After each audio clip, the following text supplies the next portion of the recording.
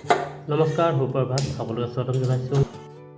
আনিবৰ বাবে গৰম পানী কৰি ল'লোঁ। কৰি থাকোঁতেই আমাৰ টিকলিজনীয়ে খুব কান্দিলে মানে তাই টোপনি ধৰিছে আৰু বিচনাত নোহোৱে। সেইবাবে বিচনাখন তাইক ঠিক কৰিলোঁ, মানে ঝুলনাত ঠিক কৰিলোঁ। ঝুলনাত ধুনীয়াকৈ শুই যায় তাই। ডেৰ মাহৰ পৰাই তাই ঝুলনাটোৱে ভাল পোৱা হ'ল। বিচনা বা কোচত নোহোৱে আৰু এনেকুৱা দি দিলে, ঝুলনাত দি দিয়াৰ লগে লগে তাই ধুনীয়াকৈ টোপনি যায়। দেখিছেনে কেনেকৈ?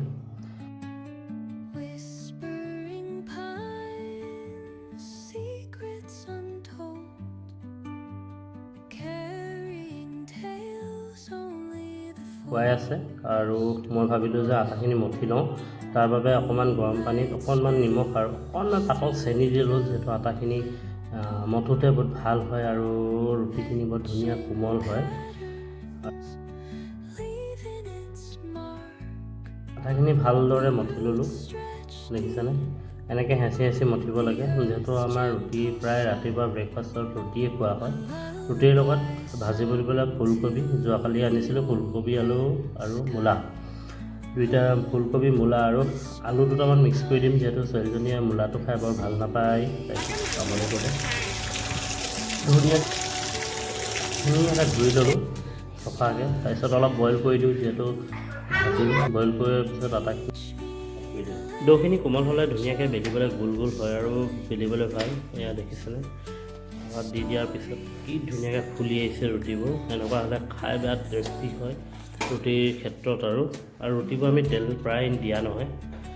আৰু ভাজি বনাবলৈ এয়া তেল দি ল'লে মিছেছ আহিলে, মানুহজনী অলপ মোক সহায় কৰি দিছে, ময়ো তাক অলপ সহায় যিহেতু কৰি দিওঁ। তো এয়া পিঁয়াজ, আদা, নহৰু অকণমান দি ল'লোঁ আৰু জলকীয়া দি ল'লোঁ, যিহেতু খাবলৈ অলপ জিভাত লগা হ'ব লাগিব। আৰু এয়া বইল কৰি থোৱা ফুলকবি, মূলা আৰু আলু, এই গোটেইখিনি দি ল'লোঁ। ধুনীয়াকৈ ইয়াক ভাজিম এতিয়া। তেলখিনিৰ লগত ধুনীয়াকৈ মিহলি কৰি দিওঁ। অলপমান ভাজি লৈ নিমখ, হালধি, অলপ মছলা দি দিলোঁ। মছলা দি দিলে অলপ খাই ভাল লাগে, যিহেতু ফুলকবি আৰু মূলা ভাজি। লগতে গৰম মছলাও অলপ দি দিছোঁ। ছানৰাইজৰ ব্যৱহাৰ কৰোঁ, বহুত টেষ্টটো ভাল হয়। আৰু ছানৰাইজৰ মছলাখিনিৰ গুণাগুণখিনি কেনেকৈ নাজানো, কিন্তু খাই ভাল লাগে। আৰু আমাৰ ঘৰত প্ৰায় ছানৰাইজৰ গৰম মছলা, মিট মছলা দিয়া হয়। এয়া দেখিছেনে? ধুনীয়াকৈ ভাজি ল'লোঁ। ভাজি ৰুটি এয়া মিছেছে উলিয়াই দিছে। এতিয়া যাওঁ, ধুনীয়াকৈ খাই বৈ লওঁ, চাহ খাই লওঁ, মানে ব্ৰেকফাষ্টটো কৰি লওঁ। ইয়াৰ পিছতে বাকী কৰিবলগীয়া কামখিনি কৰিম।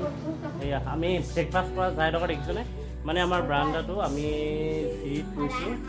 এয়া আমাৰ পৰিয়ালটো বহিলোঁ, মানে আমাৰ পৰিয়াল মেম্বাৰ এজন নাই, তাই ঝুলনাত আছে, নিজৰ ডিউটিত আছে আৰু আমি নিজৰ ডিউটিত। এয়া ৰুটি, চাহ, ফুলকবি, মূলা, আলু ভাজি লৈ বহি গ'লোঁ। আৰু ইয়াৰ পিছত বাকী কামখিনি আপোনালোকক দেখাই থাকিম। ভিডিঅ'টো শেষলৈ চাই দিম। ব্ৰেকফাষ্ট কৰি আজৰি হ'লোঁ আৰু এতিয়া লাগি যাওঁ বেলেগ কামত। আৰু কিন্তু সৰু সুৰা কাম আছে। এইফালে চকুৱাখন ভাগি থকা দেখিছেনে? এইবোৰ চকুৱা এইবোৰ ধুনীয়াকৈ জোৰাখন ভেটি লওঁ, তাৰপিছত আপোনালোকৰ বেলেগ লগ পাই আছোঁ।